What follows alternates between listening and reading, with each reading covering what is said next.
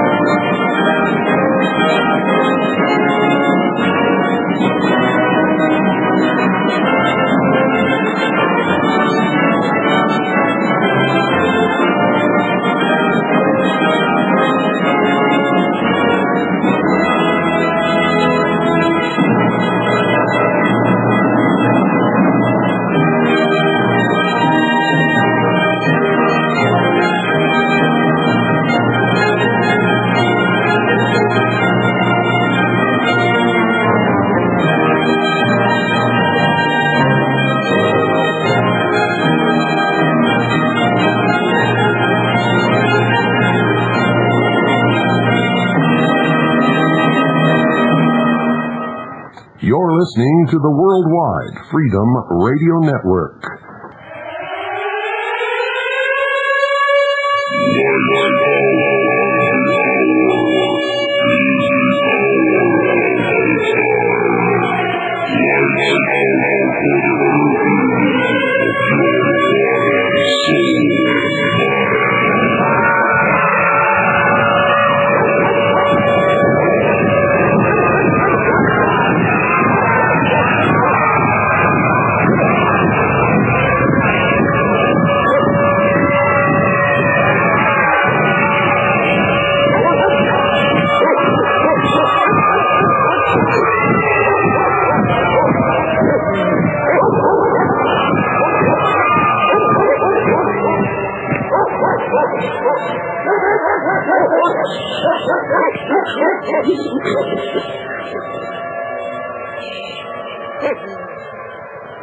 You're listening to the Hour of the Time. I'm William Cooper. Good afternoon or good evening, ladies and gentlemen, depending upon, of course, where you're at, West Coast or East Coast. First thing I want to get out of the way here is we now have a website. That's right, on the World Wide Web. You know, the www dot stuff that you hear all the time. I'm going to give you the address. We just got a call just a few minutes before going on the air. And to tell you the truth, I have not seen it yet. So if you go into the website during this broadcast, you will see it before I do. I wished I could see it right now, but I cannot, at least for another 2 hours. So here it is. This is the website, www.telepathr.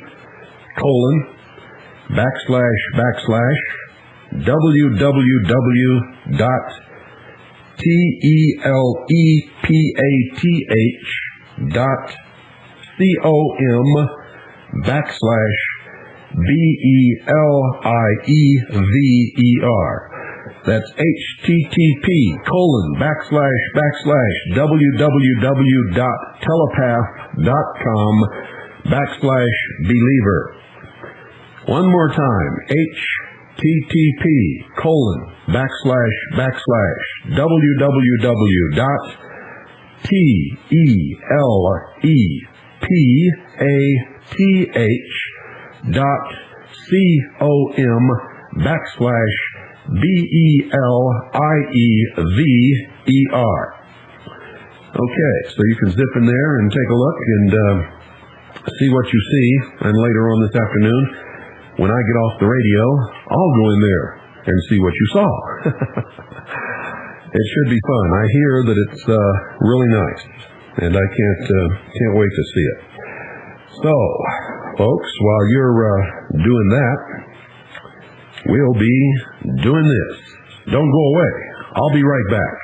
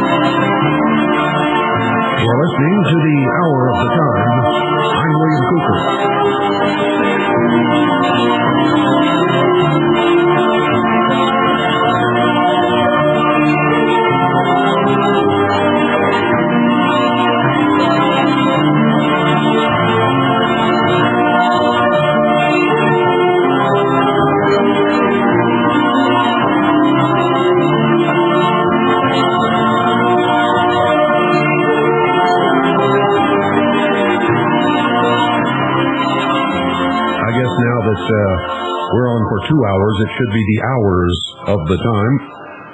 But since we come into each hour as a new hour, we'll keep it as the hour of the time. Does that make sense to anybody? I hope so. I hope it makes sense, because it's not good to change the name of a broadcast in midstream. The music you just heard is a little bit on the spiritual, as they call it, side. Maybe a little mysterious. Do you think?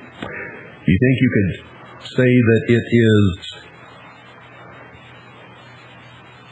intriguing? Does it appeal to some part of you that you wish you could dig down and really find? They call music, or I should say I call music, that affects people in that manner,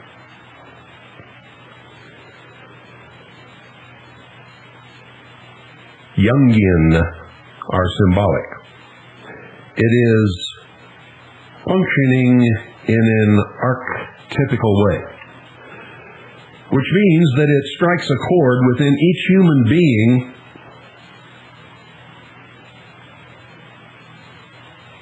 usually without fail. Those of you who have studied psychology and have studied Jung and his system of archetypes, which are supposed to be, so he says, common to all people, even though they may speak another language or live on some island somewhere and has never had contact with the rest of the world. And so the secret societies say that their method of symbolism, their secret or esoteric language, functions in much the same way. Ladies and gentlemen, recently you have noticed a proliferation of symbols appearing on the landscape all across the United States that to the average person, or what those adepts within the secret societies call the profane, that's us folks, should not be there, or really doesn't make a whole lot of sense. I mean, what is a huge, gigantic pyramid doing in Memphis, Tennessee, or in Las Vegas, Nevada, are cropping up as capstones on the tops of buildings all across America, skyscrapers? Why is it that in parks and in industrial complexes and on the lawns of great corporations all of a sudden are springing up obelisks?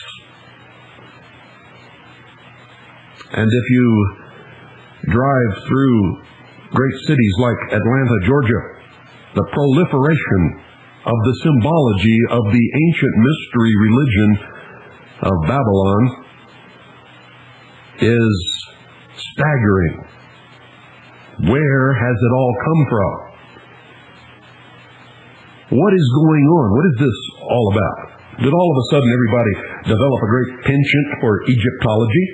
I don't think so. In fact, I know so. They have not. It is the manifestation of the public unveiling of the people who belong to the mysteries, the hidden fraternity, what they call the Brotherhood of Man, the Order, the Illuminati, as they watch the culmination of the progression of their work through the centuries,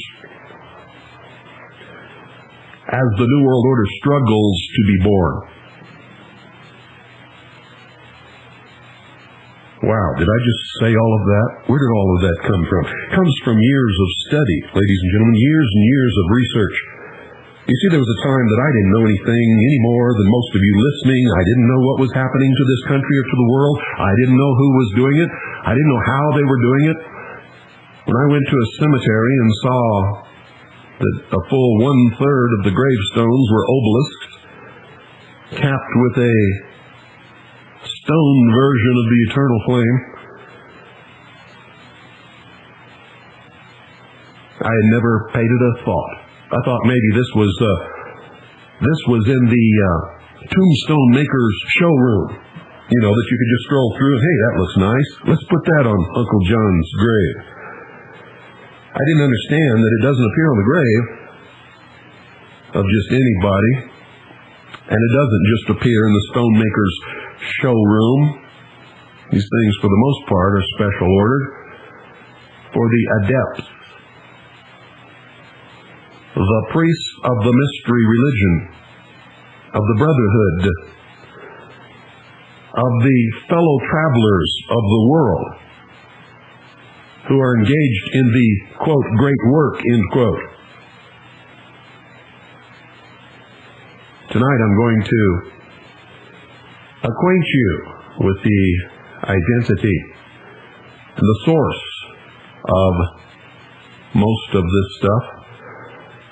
Where does it come from? It comes from the symbology, the mystical language, the esoteric teachings of an ancient religion that has been passed down from father to son and mother to daughter throughout the ages, throughout the millennia, all working toward one common goal, and they are pretty near the completion of that goal, which is to establish what they call a benevolent dictatorship, ruled, so the public will think, by a Messiah, which will be presented to them, to take the public credit and the public ire, but that person will just be a puppet controlled from the shadows by a, quote, council of wise men, end quote, who will administer the most terrible justice, they call it, that the world has ever known, so that their rule will never be challenged. They're in the process of creating a one-world totalitarian socialist state. The regions of the world that you have heard Jackie Petru talk so much about will become the states of this world government. The states as you know them now in countries will disappear. Borders will come down. And that's happening through such things as NAFTA and GATT and a lot of other treaties and international agreements of which you know nothing about. They will control all people and all property, all transactions, all intercourse of every kind, all communications, all knowledge. They will rewrite history. And anyone who challenges their rule, once that rule is set in stone, will just simply disappear from the face of the earth. Communism sprang out of this brotherhood, was invented by the brotherhood. One of the manifestations of this order was the old Knights Templar, which was, ladies and gentlemen, communism. The symbol of the Knights Templar were two knights riding on one horse. You see, when an initiate joined the Templars, had to give up all worldly possessions to the order. He contributed according to his ability, and he received according to his need. Nothing has changed. The Knights Templars became the world's first international bankers. And that's why the King of France turned against them. He owed them so much money, he couldn't pay it back. So his answer was to destroy them. In the act of attempting to destroy them, which he was not able to do, he made them extremely angry, and they went underground and established a system of lodges, which ultimately became the modern fraternal order known as Freemasonry, and many others. It matters not what you call them, or what apparent occupation they seem to be engaged in. All of these different so-called fraternal orders are interlocked and are virtually the same order at the highest degrees of initiation. They are what is known as the Illuminati, or the illumined ones, the adepts, the 1,000 points of light. That wasn't something George Bush or his speechwriters just pulled from out of the ether, ladies and gentlemen. These people don't go about bandying such terms. They have meaning. George Bush was initiated into the order in the crypt, the Skull and Bones, the Russell Trust at Yale University, when he suffered a symbolic death, placed in a coffin, naked, with a cord tied around his genitalia, representing the separation from the carnal world, and then was raised with the grip of the lion's paw and given a new name.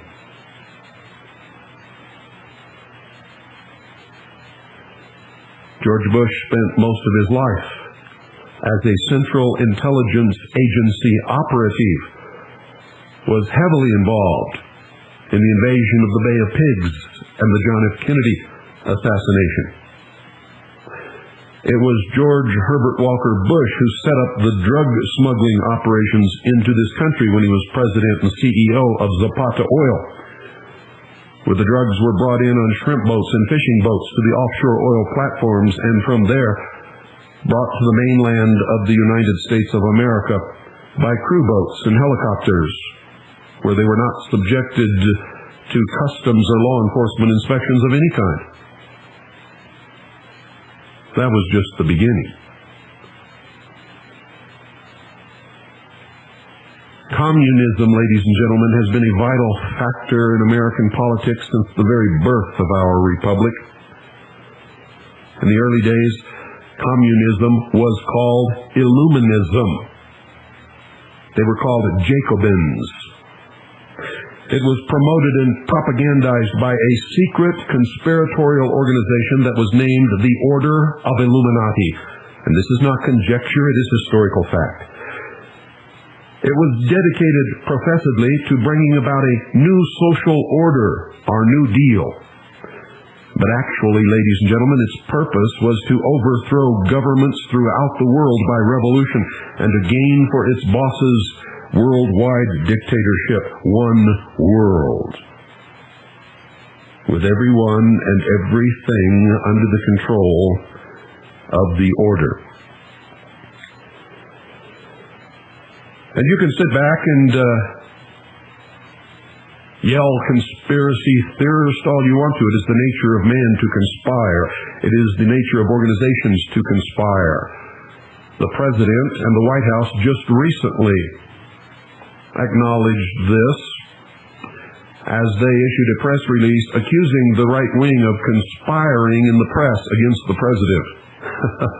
President William Jefferson Clinton is a conspiracy theorist by his own definition now. The left, socialist liberals who have been calling us conspiracy theorists for all this time are now conspiracy theorists themselves. The truth is, ladies and gentlemen, conspiracy is a part of all political processes, all organizations and agendas that have ever existed upon the face of this earth. Many of you conspire with your fellow workers against other fellow workers in order that you get promotions above and ahead of them, or bonuses, or recognition, or the best real estate deal. Conspiracy is a part of life. It is a fact, whether you like it or not. And if you have a dictionary, I suggest that you look up the word conspiracy, look up the word theory, and then begin to screw your head on straight and live in the real world. Because this conspiracy that I am talking about tonight is one of the most deeply rooted American political traditions that has ever existed. The members of the organization were as fanatic in their zeal as their followers, present-day communists. This fanaticism was passed down from generation to generation, much like any other religion, for in fact it is a religion practiced behind closed doors in temples without windows. As a result, the Illuminist, socialist, communist creed was handed down from father to son, mother to daughter, and it became a tradition in many old American families in much the same manner as the traditional adherents of many of those families to the Masonic order, or the Presbyterian Church, or Catholicism. Most people belong to the religion that they attend because their parents did. Most people are Democrats because their parents were, and for no other reason. And you all know that. This explains the preponderance of its adherents on the present political scene. There is no difference between the Republican and Democratic Party in Washington, D.C., in the United States of America today. Not one nickel's worth of difference, ladies and gentlemen. Doesn't matter who you vote for, they're all operating for the same end. World socialism. Clinton Roosevelt, a relative of Franklin Delano Roosevelt and Teddy Roosevelt, wrote a book called Science of Government Founded on Natural Law. It is of high significance in American history because it is the cornerstone of this traditional creed. It was plagiarized from the teachings of Adam Weishaupt, with slight modification to adapt it to the American scene by his ranking American disciple, Roosevelt. It presents the organizational aspects of the conspiracy, and it is the original blueprint of the New Deal. And it's NRA, and I don't mean National Rifle Association. It is, ladies and gentlemen, indeed astonishing that a historical document of its importance and its background history has suffered so complete a blackout as to be practically unknown to contemporaries in whose lives it has played so large a part. Most Americans, unfortunately, do not read anymore. Instead, they watch the big brainwashing tool in their living room. Adam Weishaupt was the scion of a traditionally Catholic Bavarian family that ranked high in the church educational circle. He was trained by the Jesuits. Thanks to the influence of his family in Jesuit circles, Weishaupt was made professor of canon, which is church law, canon law at the Ingolstadt High School at the age of 24 years. Now, in those days, ladies and gentlemen, high school was really university. At the age of 24 years, pretty young, wouldn't you say? In the course of his training, Weishaupt had conceived a paranoid hatred of the faith of his forebears. This led him to the insanely grandiose scheme of destroying the Catholic Church and of taking over the Holy Roman Empire and the world in a one-world, absolute dictatorship, which he hoped would be dominated by himself. In fact, he planned that it would be, if he lived that long.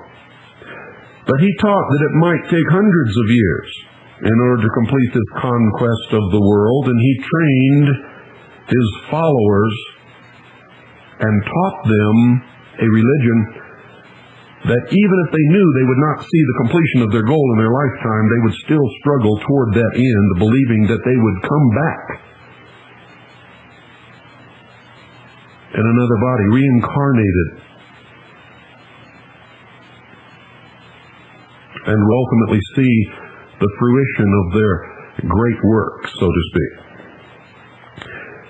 On May the 1st, or May Day of 1776, at the age of 28, Adam Weishaupt founded a secret society for the purpose of carrying out his revolutionary conspiracy. He named it the Order of Perfectibilists. Weishaupt pretended that his objective was a new social order and social security for the people. that was to be obtained by perfecting human nature. It was, in fact, a humanist religion.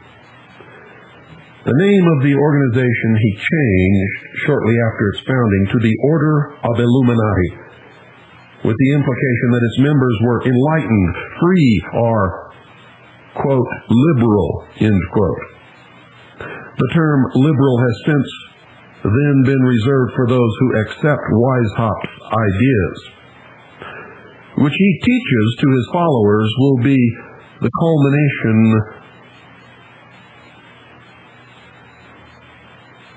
of the great plan, after which the happiness of man will be assured, fulfilled. Weishaupt, you see, was a master propagandist and realized that liberal, as applied to his conspiracy, would become accepted because a lie repeated often enough comes to be believed. You see that happening every day. How many times did they repeat the same lie over and over and over again on the communist news networks? How many times did they do it after the bombing of the Alfred P. Murrah Federal Building in Oklahoma City? For days and for weeks and for months, we heard the same lies over and over and over again until the majority of the sheeple in America believed it. It works. If you tell somebody the same lie over and over and over again, even though they know it is a lie, ultimately they will come to believe it. Or I should say most people will come to believe it, not all. But most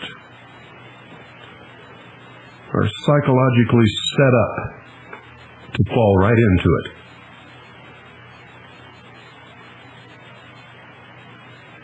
The extent to which this was accomplished, ladies and gentlemen, is indicated by the fact that the day on which he founded the order, May Day, is celebrated throughout the world by liberals, radicals, revolutionaries, and labor organizations in recognition of the fact that it was the mother of all revolutionary organizations dedicated to class warfare in the modern era.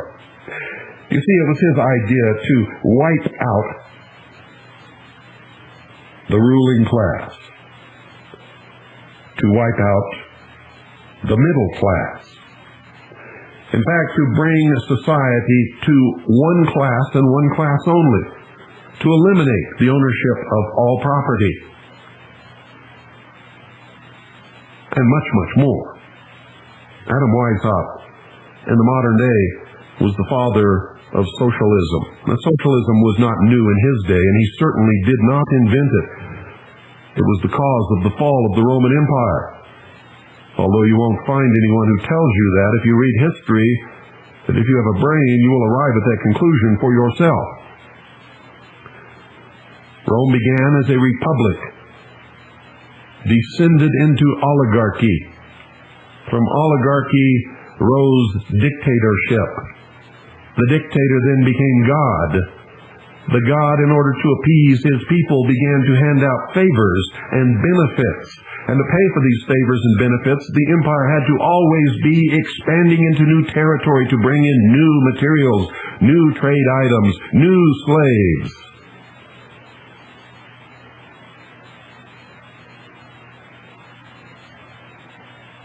And ultimately, it was the rampant degradation of the human condition brought about, as it always brings it about, socialism, that brought down the Roman Empire. You can listen to them tell you that it was many of hundreds of other things, but it was socialism, ladies and gentlemen, that did it.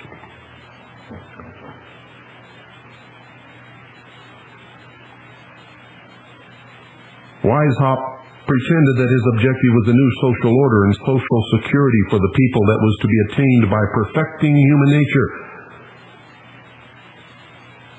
He was a master propagandist.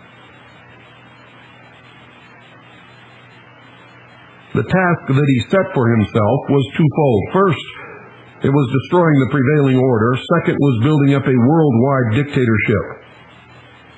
The first task required the reduction of the peoples of the world to serfdom by inducing them, ladies and gentlemen, to renounce their allegiances and wealth, or by robbing them of their possessions and usurping power over them. To bring about renunciation of wealth, as in the rest of the conspiracy, Weishaupt unhesitatingly adopted the devices tried and proved by the very religions that he denounced and sought to destroy as rivals for the mastery of human minds. He proclaimed that, and I quote, "Man is fallen from a condition of liberty, equality, and the state of pure nature. Man is not bad except as he is made so by arbitrary morality. He is bad because religion, the state, and bad examples pervert him," end quote.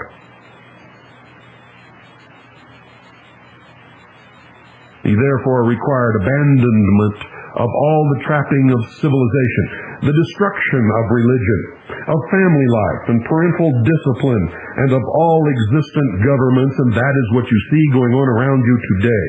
And he denounced ethics and morality as a violation of reason and natural law. If it feels good, do it. Yeah, I want to kill that person over there. Okay, it's a learning experience. You'll learn something, and the guy you killed's going to learn something too. And in the next life, the whole human race will benefit from that.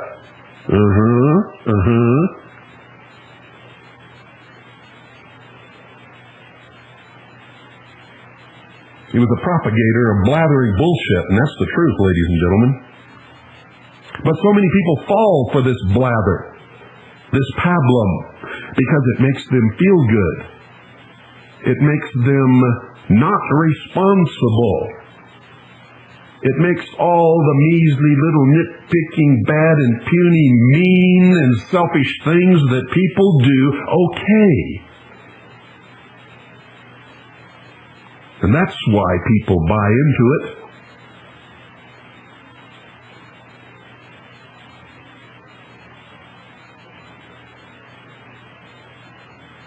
He denounced ethics and morality as a violation of reason and natural law. Without man having to answer to a higher self and adhering to morals as a guidance of society, then everything becomes subjective, ladies and gentlemen, and is prey to the process of rationalization. The most heinous serial killer who butchered and then ate his victims could rationalize why he was right in doing so. Without the restraints of moral values, anything is okay in a subjective world. That is why our society is disintegrating, because we are living in that subjective world brought about by liberals who adhere to Adam Weishaupt's teachings. He was a sick man.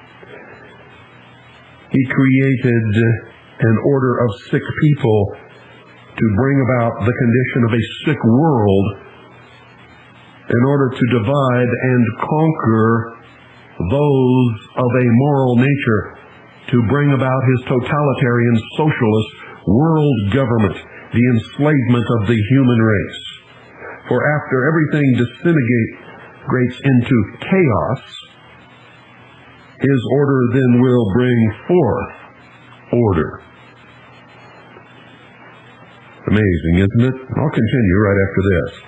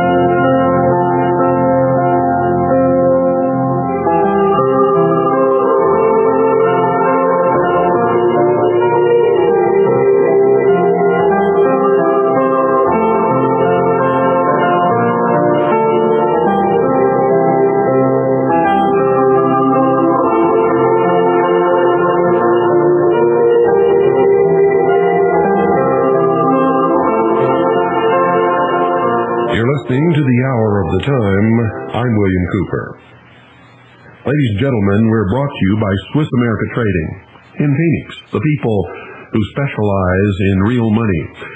In all of its various forms, precious metals have always been recognized throughout the history of the world as the only real money.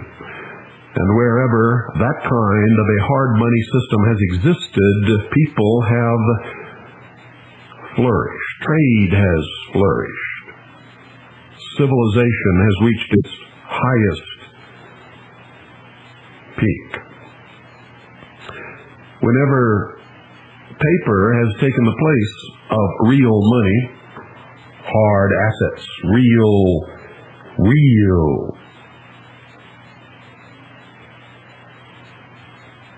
gold, real silver that has intrinsic worth in and of itself. When paper has replaced those things by masquerading as money,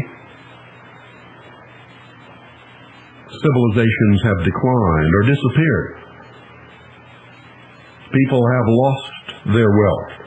Wars have flourished and been fought.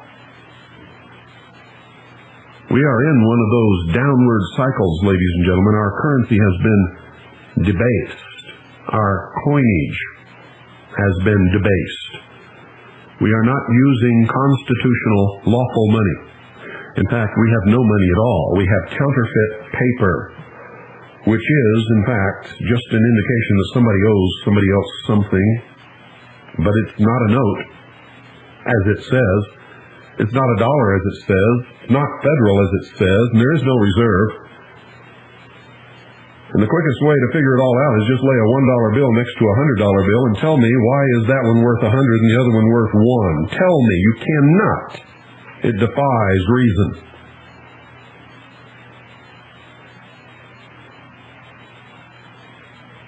You see, it's a state of mind. And when we've reached the point where we're exchanging pieces of paper,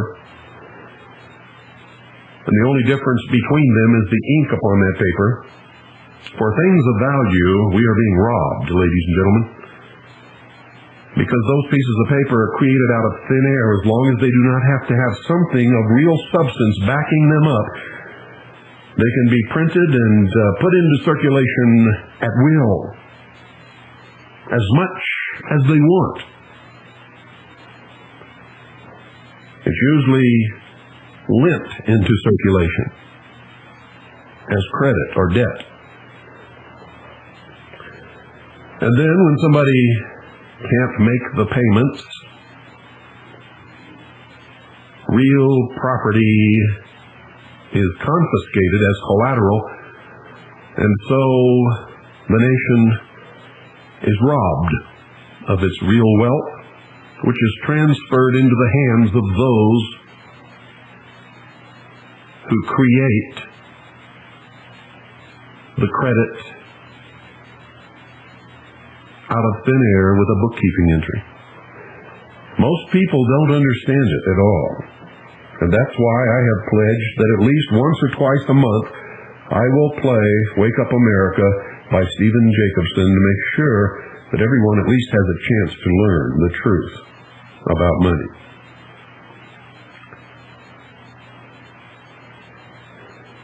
If you'd like to get your hands on some real money, and I suggest that you do, not as an investment to make a big killing, but just to protect the assets that you have gained throughout your working life. The value of gold and silver fluctuates as the value of the dollar fluctuates. And I'm talking about the paper so-called dollar, which is really not a dollar. It's counterfeit. As they put more of it in circulation, its value decreases and the value in gold and silver goes up. As less of it is in circulation, the value of it increases in your mind. It's all in your mind, and the minute that becomes obvious to everyone, the value will disappear. Then the value of gold and silver goes up. So don't ever think for 1 second even about the fluctuation of the value of gold and silver. It is maintaining a constant level of buying power based upon the confidence in that piece of paper. If the piece of paper falls, the price of gold and silver will go through the roof and you will lose nothing. Nothing. You see, 1 ounce of gold will still buy the same number of loaves of bread today as it did 1,000 years ago. Call 1-800-289-2646, 1-800-BUY-COIN.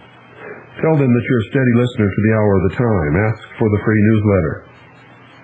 Do it now. Ask them how you can get your hands on some real money, ladies and gentlemen. Don't procrastinate. Really. You need to do this. And you need to do it as quickly as you can. It is important. It's important for you and for your loved ones. 1-800-289-2646. Do it now.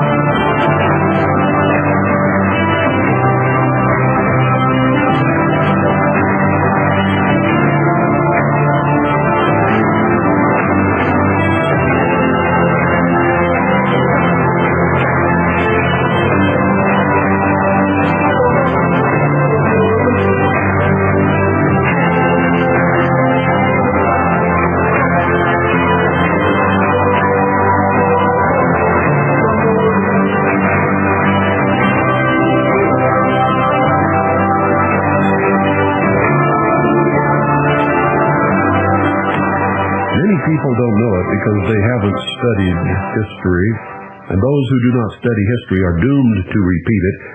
They're not aware that the same occultism, the same New Age babble that is occurring in America today and all over the world was rampant in the 1930s as Hitler was rising to power.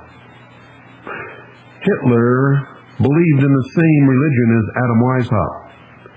And he required that all of his officers of the SS go through a secret initiation at a castle placed upon a hill where they would become adepts. Hitler spoke of communing with spirit guides. He said that he had seen the new man and that he was increpid and cruel. And under this religion, of course, he would be with no moral or ethical guidance whatsoever. Hitler displayed upon his flag and upon the uniforms of his officers and men the swastika, which is the symbol of this ancient religion, has always been, and is the symbol of the object of the exoteric worship of the enlightened, the sun, the eternal flame, the representation of the source of light, illumination, the Illuminati.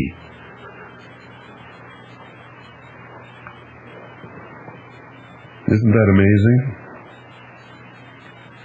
Many people who grew up in Germany as Hitler was coming to power, and even after he had gained power over Germany and had begun his war on the European continent, have called me and informed me that they see the same things happening in America that happened in Germany during that time. And we hear people telling, on television and on radio about how if they had known, if they had watched the signs and had known what was coming, they could have stopped it. Yet the same thing is happening here today. Not only are they seeing it, but they are accepting it just as the Germans did then, because it sounds good and it feels good to these ninnies who don't want to be responsible for anything. Hitler was a socialist, ladies and gentlemen. Hitler was a liberal. Nazi, doesn't matter how you pronounce it, and there are or many who use both of those different forms, means literally National Socialist German Workers' Party.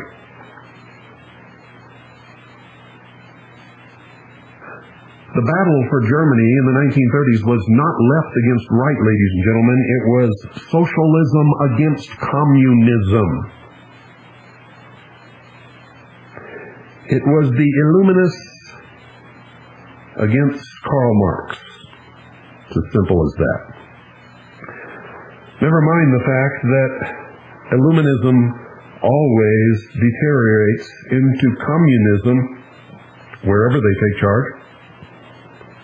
It is just a fact that you cannot descend into socialism without falling away ultimately into the communist experiment. Never mind the fact that it has never worked. But all of these things were the invention of the Illuminists to begin with, in order to bring about their socialist world. Socialism is a form of entrapment, enslavement, if you will. Euphemistic though it may be, it is still enslavement. When you live in your Father's house and you accept His food, and you accept the shelter, the roof over your head, and you sleep in His bed, you must obey His rules. Have you forgotten that? Whether it is your human biological father, or whether it is Big Brother the state as your father, the rules are the same. Do you want to revert to a condition of childhood, or do you want to grow up and become an adult and be responsible? That's the difference, is responsibility, accepting the risks of the world in order that you might fulfill yourself and rise to the pinnacle of your ability with responsibility, paying for your mistakes, or whether you will accept the benevolence of Big Brother who will take care of you, never allowing you to rise to any pinnacle whatsoever, for one must never gain more than any other in a socialist system. Neither will you be allowed to fail, or starve yourself to death, or anything else. All will be equal. And Big Daddy will make sure that all is equal, and that no one raises a ruckus or ruffles a feather or makes a wave.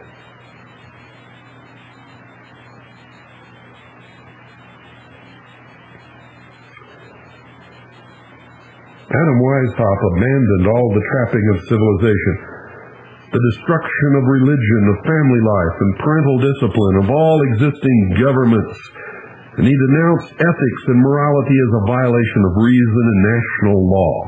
I should say natural law.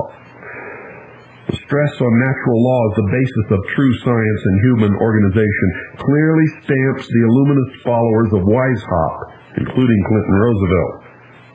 And that includes Thomas Jefferson, ladies and gentlemen. Read the Declaration of Independence and you will see the words of Adam Weishaupt echoed in that document.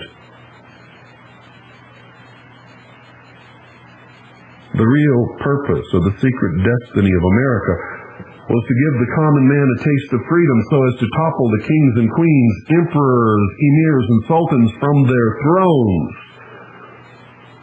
so that this brotherhood of man could sow the seeds of revolution and bring about their world government. It is no secret in Washington, D.C., I can assure you. And that is why the Washington Monument is an obelisk. And that is why when you walk into the rotunda of the Capitol building and look straight up at the Capitol dome, you will see a huge painting called the Apotheosis of George Washington. It literally means George Washington became God. It displays him in the chariot as Apollo, riding across the heavens in the chariot of the sun. And all around this great painting is depicted the old Roman pantheon of gods.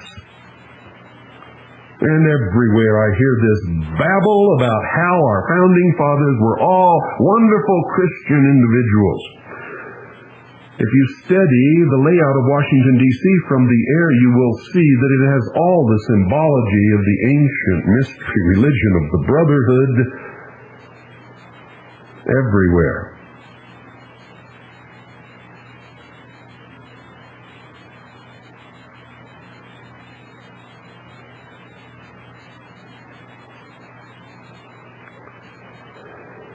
Weishaupt alleged that existent organized religions were not true religions. That is, Clinton Roosevelt repeats the function of true religion is, quote, to feed the hungry, clothe the naked, and make on earth peace and goodwill to man, end quote. Nothing wrong with that.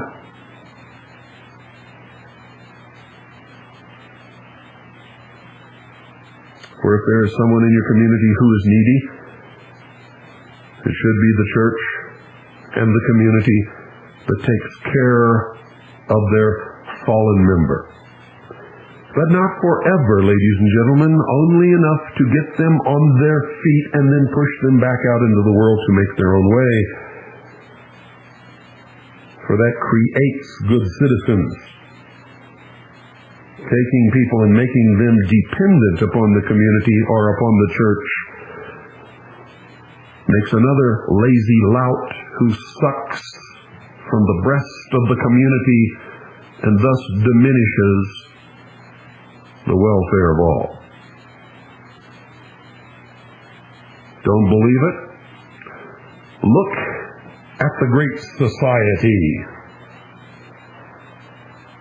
that President Lyndon Baines Johnson created in this country, where he took people who were working, people who had jobs. Poor they may be, they had the same opportunity as everyone else in this country to rise above that. That was in a day when Americans were not ashamed to wash dishes or bus tables or pick strawberries in fields to earn their living and thus maintain their self-respect and dignity. And that was when those same people taught their children manners and morals and ethics. And they said, yes, sir, and no, sir, and no, ma'am, and please, and thank you, and excuse me. Even in the poorest, most miserable community, because they had self-worth. You will not find that in an inner-city welfare community, no matter the color or religion of the people who are on welfare. And it is wrong of you to display that as the characteristic of the black. Because there are more white people in this country on welfare than black people, and always have been, ladies and gentlemen, since the welfare system began. And that is the truth. Though you may not want to hear the truth, that's all you will ever get on this broadcast is the truth, the hard truth.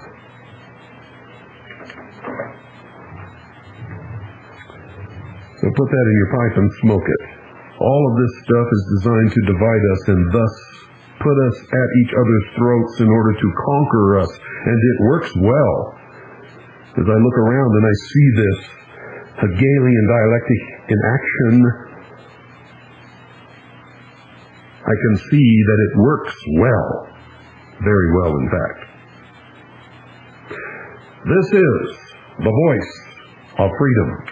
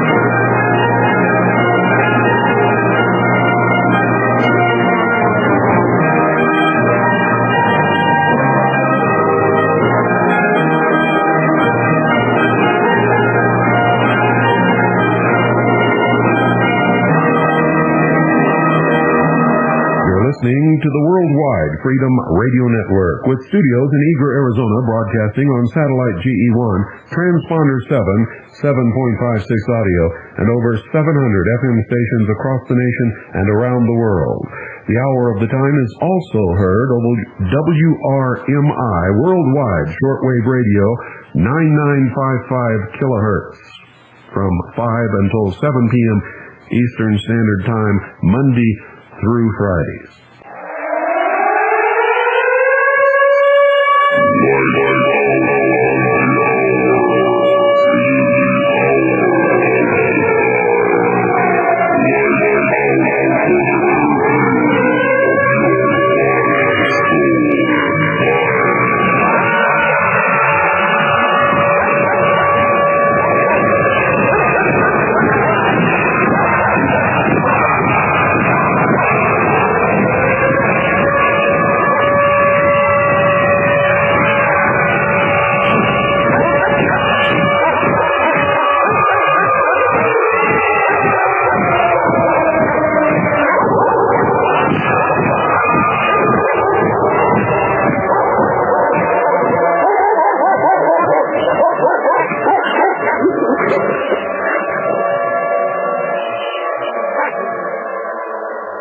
This is the Hour of the Time, and I'm William Cooper. Ladies and gentlemen, what you're listening to this afternoon is the culmination of many, many years of research by many, many people. Many, many people. People who are not content to sit on a couch and watch the boob tube and go to work and go down to Joe's bar and suck up on Budweiser and then, see about finding a party every night of their life and flittering away the world. Sometime in our life we awakened that something was terribly wrong, and we set out to find out what it was. And we were just as shocked as you when we began to discover the answers. And the answers we have, ladies and gentlemen, though you may not wish to hear those answers, as long as you listen to this broadcast, you will.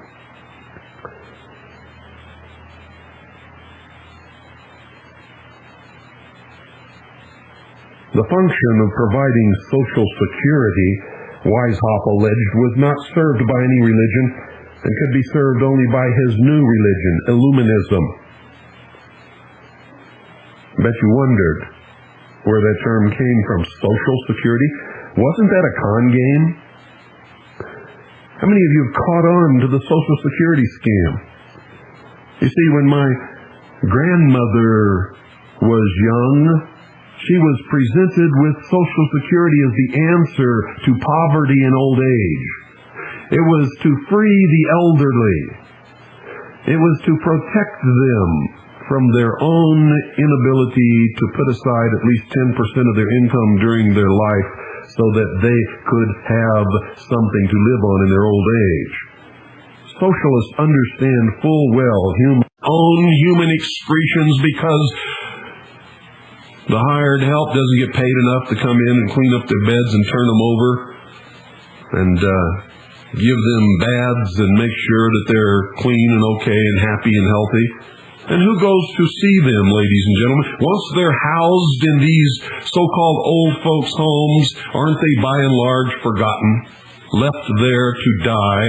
And don't most of them spend their time sitting around in front of television sets or in chairs, doing nothing but waiting to die? There used to be a time in this country when the old folks lived at home and thus imparted the culmination of all of their years of experience and learning to the young people. And it allowed the children to see folks grow old and experience the death of their grandfather or grandmother or great-grandfather or great-grandmother. And there was a chance for the children to repay their parents and grandparents by taking care of them in their old age as they took care of us in our infancy. But no more. That wealth of knowledge and wisdom and information is frittered away in old folks' homes where people are shelved, warehoused until they die. Can't wait to get rid of them. It is a travesty. It is a great sadness. It is a terrible sin in my estimation. How could we allow such things to happen? But we have, and yet we go on as if it's not going to happen to us. How can we be so stupid? It is assured to happen to us if that is what we are doing to our parents and our grandparents. That is what our children are going to do to us, or maybe worse. If Dr. Kevorkian gets his way, there will come a day when 2 weeks after you're housed in the old folks' warehouse, you will mysteriously die. And the children and grandchildren will receive a letter saying that, oh, we are so sorry to tell you, but 2 weeks after admitting your father or grandfather into the old folks' home, he suffered a stroke and passed away. You see, because if we continue upon this track, there will come a day when those who are a drain or burden upon the socialist big brother, big daddy society will be eliminated. I suggest you go watch Soylent Green one more time, ladies and gentlemen.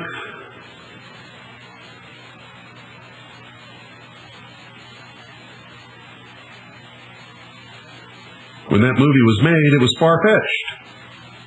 Nobody could conceive of such things happening. But today it's a different story. Not only can it be conceived, not only can you see it coming in the future, but people are talking about doing exactly what you saw in that movie in meetings and societies around the world as one of the solutions to the population and hunger problem. Did you know that? Well, it's true.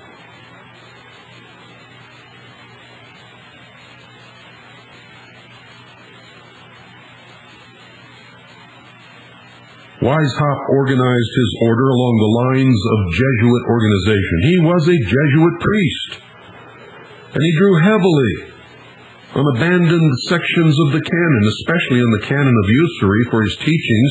He was a ruthless politician. He was a master at the art of pretending to be all things to all men and using men's stupidity to destroy them. What makes someone want to join these organizations, these so-called fraternal lodges, where they're told from the beginning they will know nothing about what they're joining until they're initiated? How stupid can you be?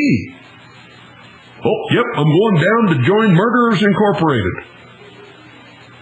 Hey, Joe, why you want to do that? Well, it's a fraternal organization amongst these guys, and they just call it that. It's just a joke. Well, how do you know it's just a joke? Well, that's a fraternal organization. They exist for the good of the community. They wouldn't do anything bad. Oh, they wouldn't? How do you know? Well, gee, I really don't know, but I'm sure they wouldn't, because I know a couple of guys who are members. Well, why are you joining an organization, Joe, that you don't know anything about? Well, all of these guys, they take care of each other and look out for each other, and, they get all the contracts in town. Everybody knows that. I mean, my business is going to be a success if I join this lodge. Well, Joe, aren't you worried that you're going to be joining something that you don't know anything about, and you're going to get hooked into this thing, and maybe you might be participating in something you don't want to participate in? Oh, no, they wouldn't do anything like that. So old Joe goes down and gets initiated, and after he's initiated, he thinks he knows everything. He doesn't even know what happened to him. He doesn't understand the symbology or the ritual that he was led through. All he knows is, oh, I got the handshake now, boy. I'm on the gravy train. And generally, that's true.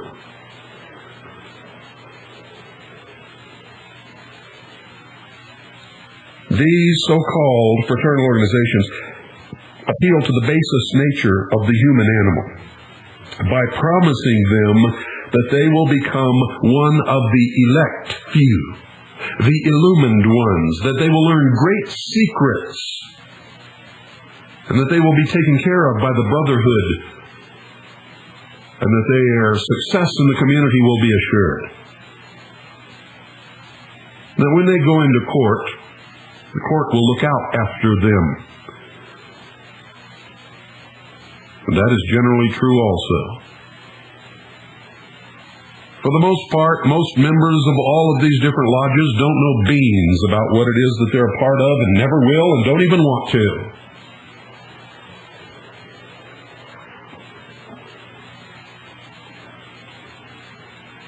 And there is no secret, for it is the lucky few who do catch on and do understand and do demonstrate their loyalty and obedience will rise up through the degrees to the highest levels, and they will ultimately find the secret that has been held out to them as the carrot since the beginning.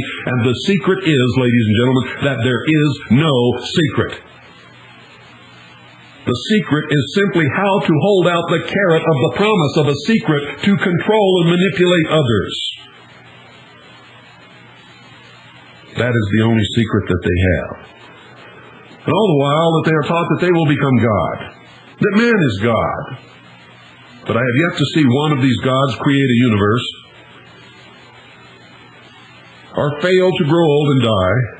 I have yet to see any of them prove that reincarnation is real and that they're going to come back, or that anybody has ever come back from anywhere at any time, ever.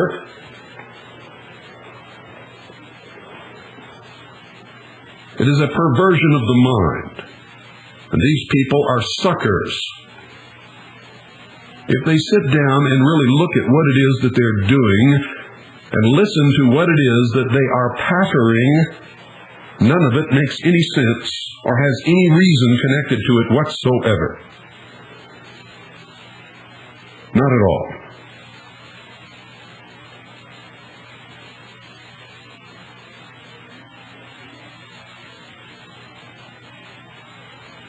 Adam Weishaupt cautiously avoided shocking the religious among the initiates into the order by pretending to support religion. He taught them that Christ was the first author of Illuminism, through which he sought to lead mankind back to the original liberty and equality that had been lost after the fall of Adam and Eve. And he exhorted his disciples to scorn riches in order to prepare the world for a community of goods that would do away with private property. But to members advanced into the secrets of the order who were pledged to absolute discipline and to yield to our molding hands, he taught them this, and I quote his exact words: "The pretended religion of Christ was nothing else than the work of priests, a fraud and tyranny. Other religions have the same myths of their origin, are equally founded on lying, error, riddle, and fraud. In order to destroy Christianity and all religion, we pretend to have the only true religion. For the end justifies the means, and those we have taken to deliver you and the human race from all religions are nothing but pious frauds," end quote. Which was the admission that he himself, his organization, his religion, and his lodges are nothing but pious frauds. All of these peoples are liars. You watch them lie every day and you wonder how they can do it. It's because they believe that the end justifies the means, and if they have to lie to get what they want, it's okay with them. You see, you don't understand. They have no morals, they have no ethics, and the end justifies the means. Whatever happens in life is just a learning experience. And how you behave in any experience is dictated by your subjective viewpoint, because you are God. Don't you understand that? Yes. Didn't you see Shirley MacLaine's movie? Didn't you get the gist of all of that? Didn't she run across the beach yelling, "I am God"? Shirley, I hate to tell you this, but you're not God. You have more wrinkles now than you did then. You're shriveling up and soon you're going to die. I hope it's not a painful death. We all die, so I don't feel any guilt or twangs of conscience about saying this. It's true. You are a mortal human being. You are not God. Never were. and never will be ever. Sorry to have to pop your bubble, Shirley, but it's the truth. And you can run across the beach all you want to, and each succeeding year you will run slower, and you will get tired faster, and you will have to sit down at some point and rest, because you're getting old, Shirley. And you're having to use more makeup every morning, and it takes longer for you to prepare to go out and meet the world in order to fool them that you are still as beautiful as you were when you were 25. And don't get me wrong, Shirley, we all love you and appreciate all of the wonderful movies that you have made and the entertainment that you have given us, but we do not appreciate being lied to. You are not God. There will never come a day where I will bow down to any altar and worship you. If you are to be worshipped, Shirley MacLaine, it's going to have to be you that does all the worshiping, because, frankly, my dear Scarlett, nobody else gives a damn. And that's the truth.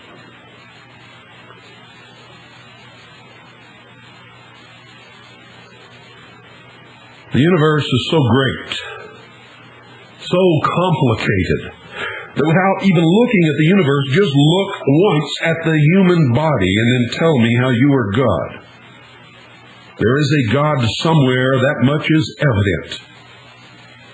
There is no doubt about it to any reasonable person who sees how the universe and how the human body and how nature and the animals and trees and the rocks and forests and streams and rivers all work together, and the planets and the solar system and the galaxies all work together according to immutable laws.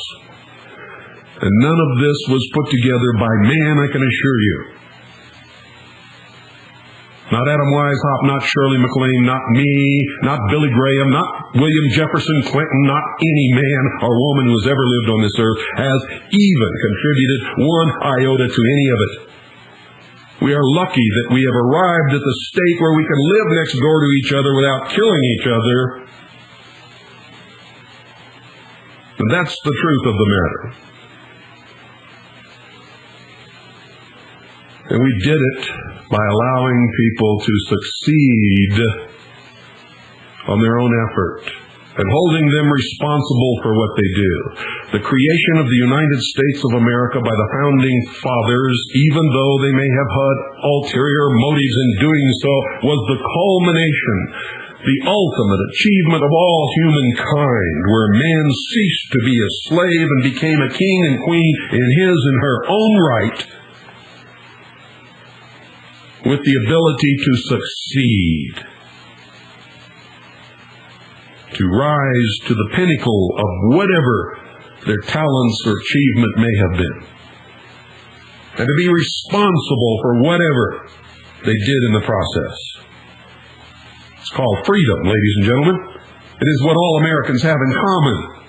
It is the only thing that we need be concerned with in this country. Freedom with responsibility. And you don't get freedom by making more and more laws, by throwing more and more people in prison for doing nothing to anybody, by creating victimless crimes, by controlling, by saying you can say this and you can say that, but you over there, you can't say that. You can travel and you can travel, but you can't travel. By closing off the highway and stopping every car and making people get out and rumbling through their possessions, that's not freedom.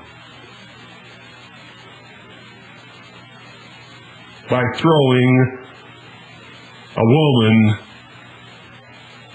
who has the guts and exercises her freedom of speech to tell the president that he sucks in jail. He does suck. Who do they think they were kidding? Did they think by throwing this woman in jail that nobody would ever think ever again that the president sucks? He sucks. He's a liberal, a communist. He's destroying this country. And all of his pretending to be a conservative Republican now, after he found out that nobody was going for all of that communist crap he was shoving down our throats, isn't changing anything. Is it?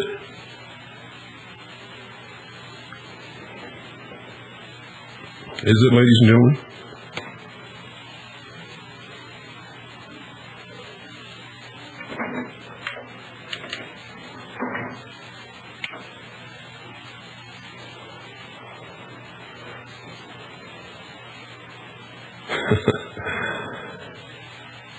These people believe that Jesus Christ was a communist, and that's what he taught. Though I read all of his words, I don't hear that. And I'm not telling you you have to be a Christian or anything else. You see, I really believe in freedom. I really believe in the founding principles and ideals of this nation. I believe in the Constitution and the Bill of Rights. I believe so much in it, I'm willing to die for these principles and ideals.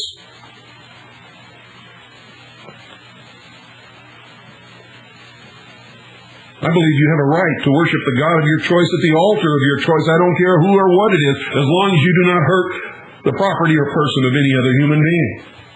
That's what I believe.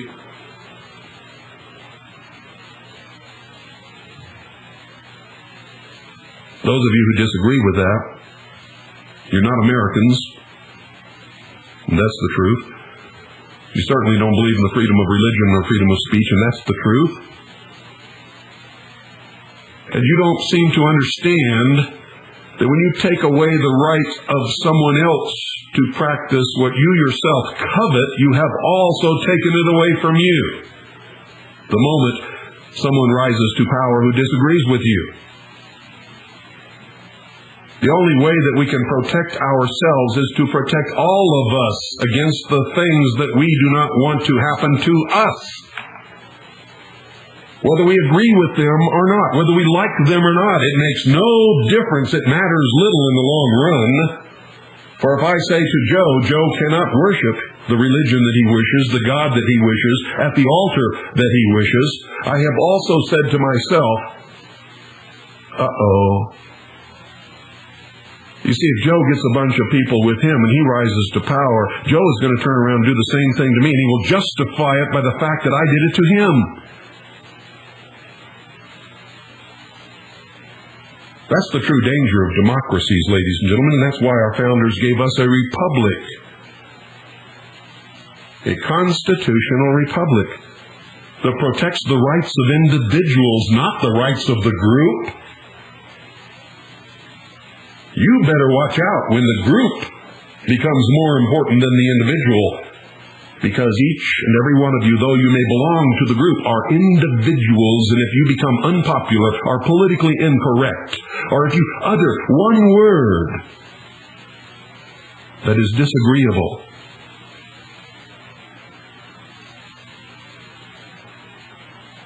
you become forfeit and can be sacrificed by the group for the good of the whole. The only way, ladies and gentlemen, to protect the good of the whole was, as our forefathers saw it, was to protect the rights of the individual. That guaranteed the health of the whole. When you put the health of the whole over the health of the rights of the individual, you have destroyed everything. You've made everything forfeit.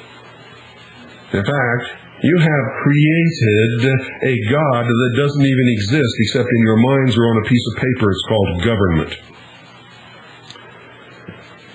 When humanity exists to serve government, it is the biggest, saddest irony that man is then bowing to a God that he created.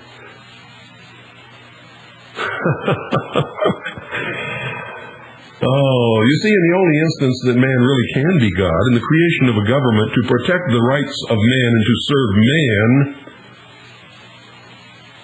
if man turns the tables on himself and makes the government his God, he has destroyed himself. In a very sick, perverse,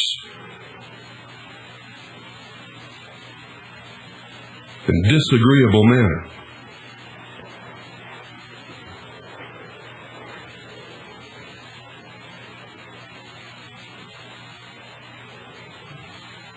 Weishaupt was a shrewd student of religion, ladies and gentlemen, and of canon law, which, as I said before, is religious law.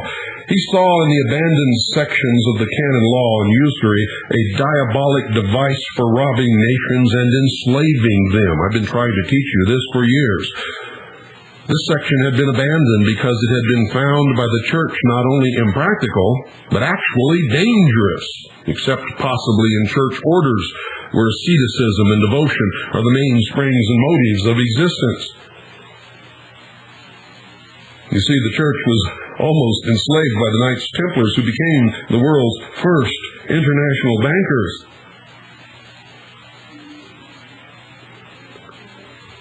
And so they learned their lesson the hard way. The rank and file of mankind engage in a struggle for existence and necessarily must be endowed with a strong sense of possession as an aid in the acquisition of material things essential for survival in the world at large. We all know that.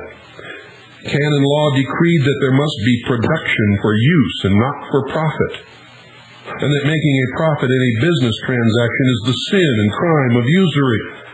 Usury was a cardinal sin and a capital offense under the canon. As a result of this canon on usury, the industry, commerce, and civilization of the Roman Empire disintegrated, and civilization and culture vanished in a flood of socialism.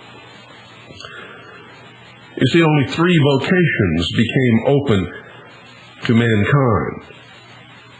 You could join the orders of the church. You could earn by the sweat of the brow as a laborer, or the more cunning, ruthless, and violent individuals in the role of knight posed as protectors of labor or labor leaders, while actually enslaving the workers, and the more ruthless and violent the knight, the more serfs he enthralled, the more people he robbed, the wealthier and more powerful he became, all in the guise of protecting his victims and giving them security. That's socialism. Oh, you work my fields, you serve in my army, you wait on my tables, you lick my boots, and I will take care of you and make sure that you always have that work to do, and I will throw you the crumbs from my table. That's socialism.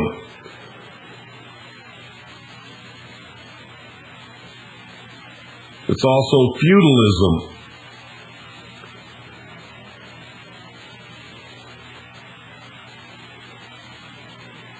Over under the world socialism that's coming, they intend to do away with the feudal lords. There will only be one lord, the world lord. There will only be one serf, the world serf. And you're it.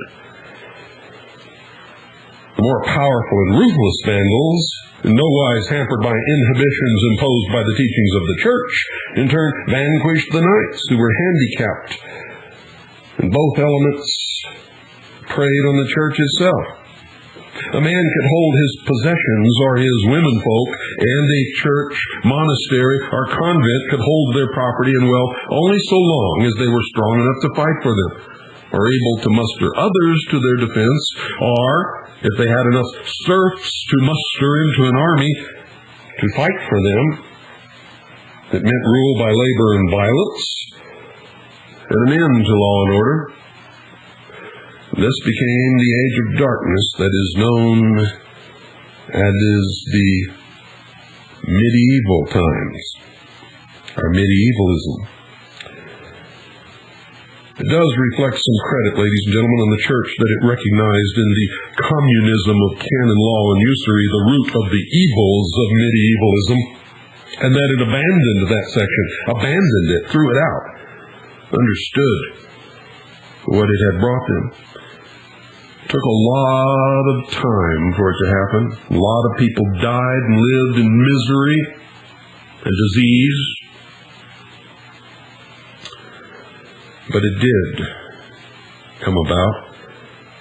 And that was the preparation for the Renaissance, for law and order, and for the beginning of the rise of human liberty, accomplishment.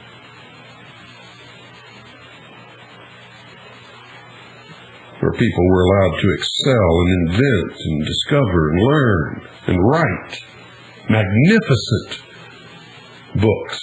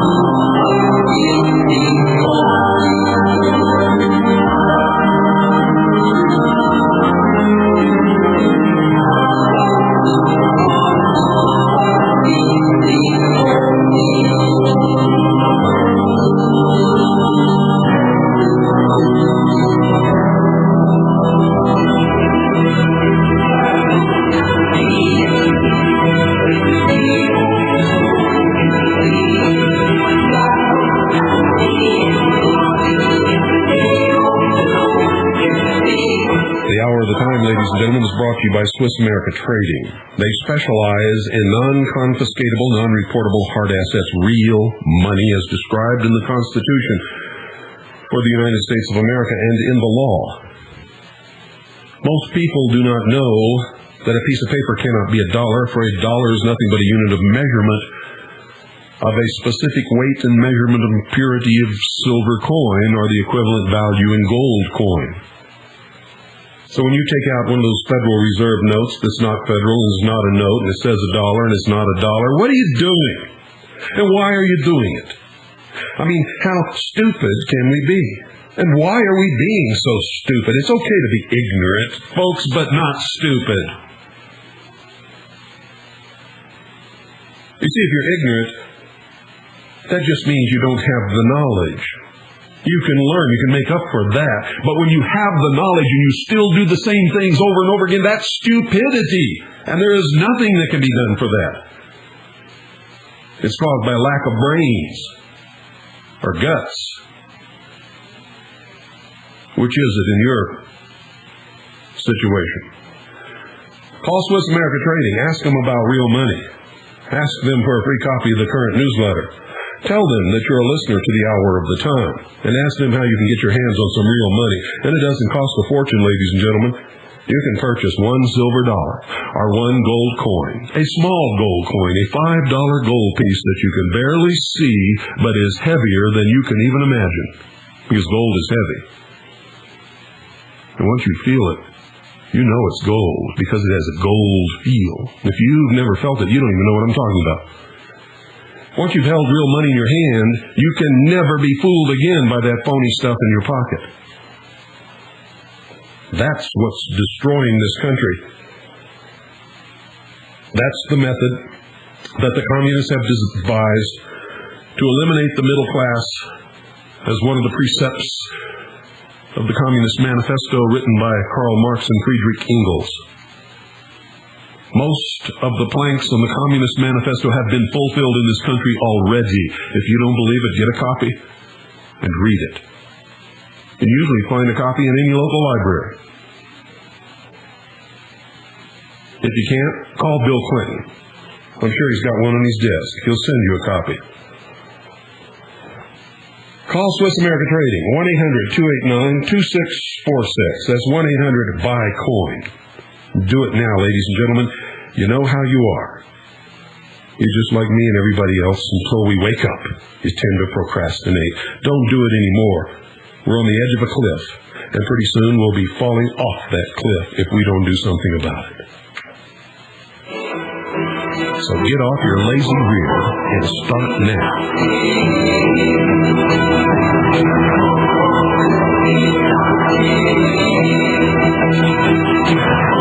That's why Bill Clinton in the White House memo calls me the most dangerous radio host in America, and Rush Limbaugh read it on the air to absolve itself of all guilt with the liberal establishment. And you call him your leader? Wake up, America. You've been had. You're listening to The Hour at the Top. I'm William Cooper.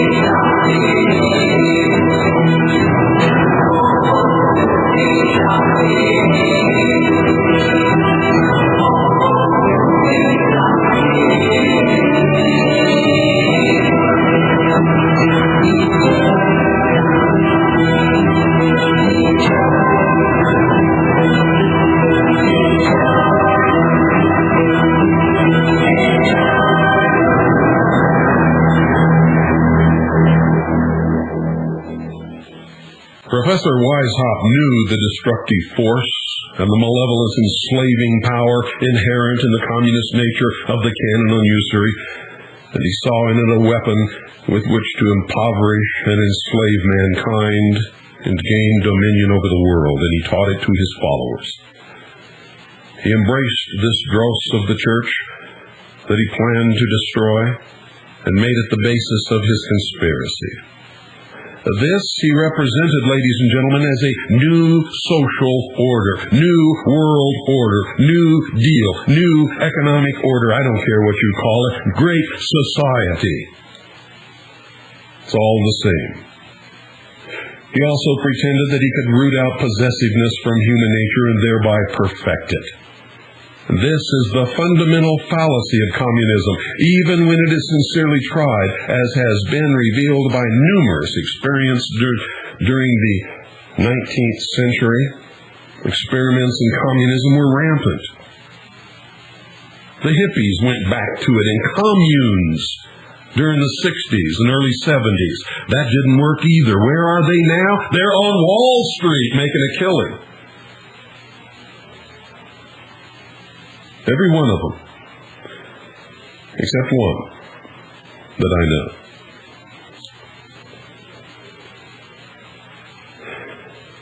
For the purpose of stealthily robbing peoples of their wealth when they refuse to voluntarily renounce it, Weishaupt conceived of devices for confiscating all wealth by taxation. He advocated a progressive income tax and an even more confiscatory inheritance tax that would bar transmission of wealth and concentrate it in the hands of himself as ruler or in his organization. He knew that he was never going to see the culmination of this in his lifetime, ladies and gentlemen. Adam Weishaupt was no fool. He taught that it would take centuries to realize his goal.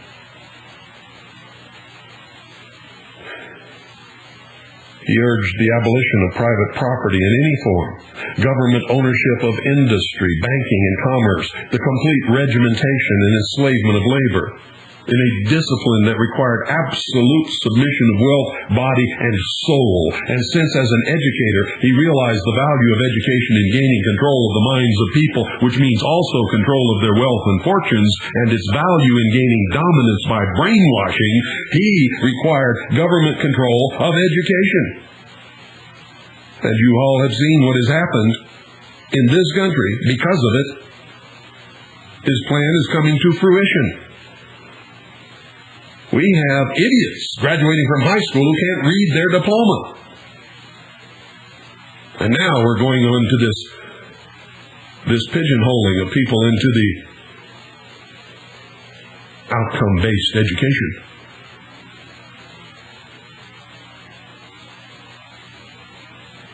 And schools that teach people where to work and how to work to do certain jobs, and that's going to be what they do all their life, with no hope of ever doing anything else. A clearer concept of his conspiracy can be had if it is borne in mind that Weishaupt's government in reality meant himself as dictator. When I say himself, I'm talking about his organization, the Illuminati. Professor Weishaupt was versed in church lore. He knew well the effectiveness of espionage, torture, terrorism, and of savagery as devices for enforcing the subjugation and discipline of mankind or manipulating their thoughts. He established within his order for that purpose a Gestapo-type terrorist and murderous espionage agency, which he called the Insinuating Brothers. They were to ensure that there would be no leak in the secrets of the conspirators under threat of torture and vindictive persecution, and to aid in the subjection of the citizenry. It got its first extensive work out, ladies and gentlemen, the French Reign of Terror. Have you studied the French Revolution, which was brought about by the Illuminists, the Illuminati? Every totalitarian movement that has carried on the conspiracy since then adopted this device of Weishaupt's. The terrorist espionage corps is symbolized in the insignia of the Order of Illuminati by the all-seeing eye, mounted up on a pyramid that represents the secrets of the order. It is this insignia, strangely enough, that appears on the Great Seal of the United States of America, placed there by Weishaupt's agents in the American colonies. Didn't you wonder why there was a pyramid on the dollar bill? What do we care about pyramids, about Egyptology? Why do we have a pyramid on our dollar bill? Why is it capped with an all-seeing eye? Why does it have exactly 13 courses? What does all this represent? Most of you have never asked yourself that question. What does Novus Ordo Seclorum mean? Why, ladies and gentlemen, it means New World Order. That's what it means. And you accept this. Novus Ordo Seclorum literally means, ladies and gentlemen,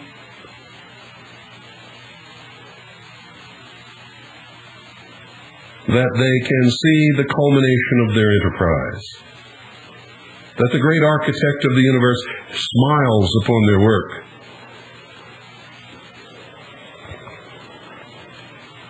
I could put it many other ways. Announcing the birth of the New World Order is one meaning.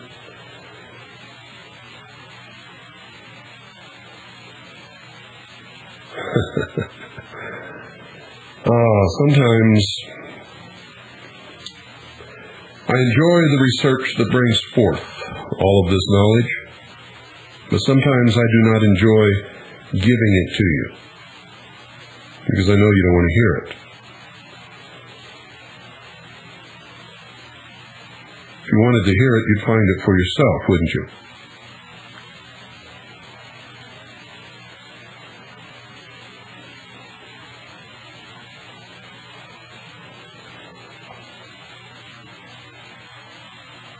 The Weishaupt dictated Illuminist code enshrines lying, deceit, treachery, treason, brutality, violence, torture, and murder.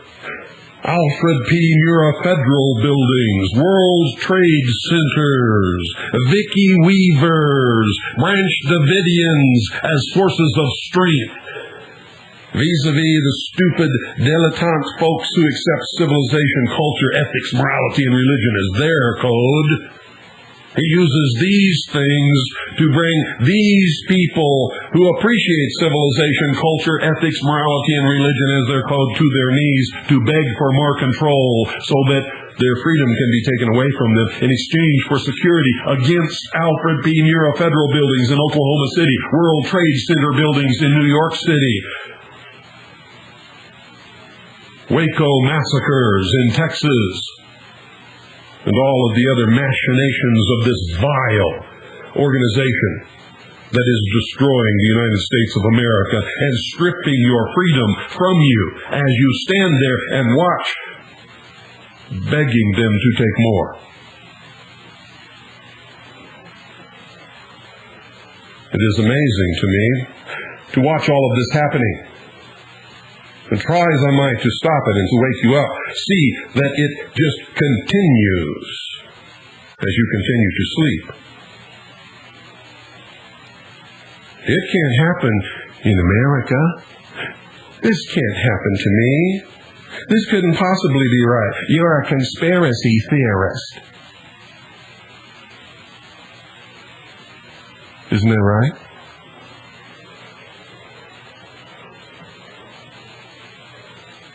And you say it from a position of complete ignorance, never having done the research or a lick of study on the subject in your life. And you watch the agents of this conspiracy tell you what to say and echo on the boob tube in your living room, and like dutiful puppets, that's exactly what you do. How many of you, after the Waco massacre, echoed to your friends and neighbors, they were just a bunch of religious fanatics, they deserved what they got in America? The land of the free and the land of the brave. The land where the rights of the individual triumph above all, in order to protect the whole, all of us, from tyranny. Well, they must have done something wrong, or they wouldn't have done what they did.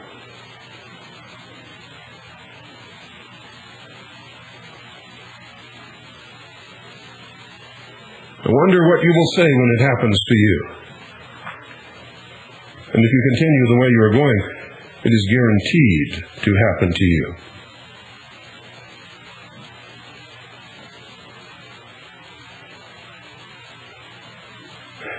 Weishaupt taught that savagery would serve to intimidate, subjugate, and terrorize their adversaries, and thereby serve to speed the attainment of the conspirators' goal, which is the subjugation and enslavement of the more decent elements of mankind and the concentration of complete and total power in the hands of the Illuminati.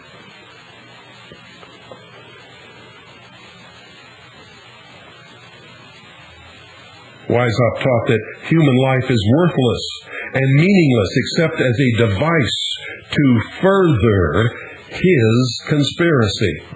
Can you imagine that? A human being believing that human life is insignificant, is of no import, no consequence whatsoever. His followers have been instructed to lie without scruples, to deceive and betray without hesitancy, and they do it every day, and you watch them do it every day. Many of them you have voted into office. Others you work for or follow in some manner. Some are standing at the pulpits of your churches. They always have been enjoined to deny their adherence to the conspiracy, to deny its illuminist, socialist, communist character when exposed, and to regularly attack and vilify their accusers and pose as injured parties whose civil rights were violated because we pinned them with the truth. You see, Weishaupt and his associates set the example for the conspirators by hiding their criminal activities behind aliases, a custom that still prevails among these people. The destruction of existing governments, all existing governments, Weishaupt planned to obtain through any device that would serve to weaken and destroy them. Internally within the nations, the recommended devices are spending the nation into bankruptcy and inflation. Class warfare, especially between labor and capital and between the races, revolution and civil war. The destruction wrought between nations by economic and physical warfare, however, was recommended by Weishaupt as most effective in leveling down all nations to a common denominator of misery that would make them all ready prey for a dictator and facilitate the attainment of the goal of the conspirators. One world, united in serfdom under one dictator. And you see the signs of this everywhere. They are preparing you for it. AT&T, one world, one card. Naturally, the attainment of this ultimate goal, ladies and gentlemen, required the elimination of patriotism and the fostering of so-called internationalism, and that's why patriotism has become a dirty word in America. That's why patriots and militias are attacked viciously, even though they have always been the first line of defense and the first to stand up and die in defense of freedom for the American people throughout the history of this country. And yet you parrot the words of your Illuminati masters and defame and defile and slander and libel your neighbors who understand what is happening and are ready to stand once again in the front line of defense of freedom for those of you who are not even worthy of these people who would give such a noble sacrifice. And that is the truth. Why should they die for you when you are ready and willing to give it all up, and when you are ready to sell them down the river? Because you heard some slimy politician who has lied all of his life and continues to lie to you and is in the process of subjugating this nation to slavery through unconstitutional and treasonous legislation because you heard him say so.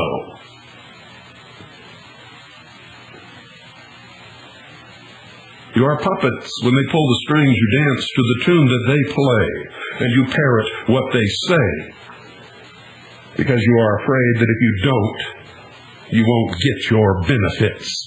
Isn't that the truth also? Socialism is for weaklings.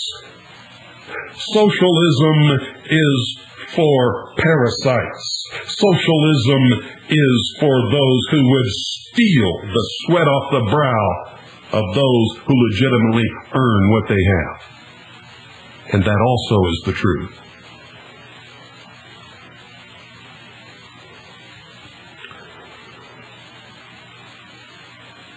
How will they support this great world of socialism? They will exploit those who are able to produce and work. And they will take all of the production from these people and give to those who cannot or will not or won't.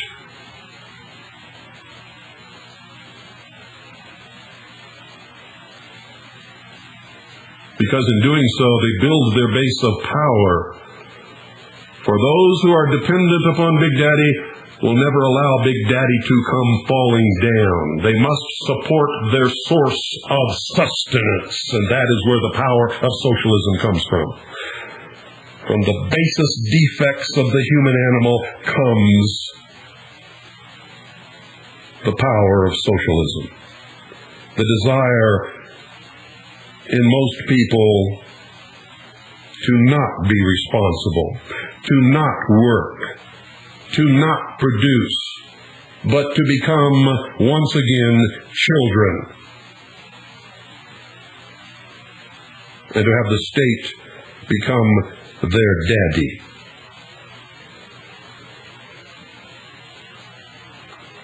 And that is the truth.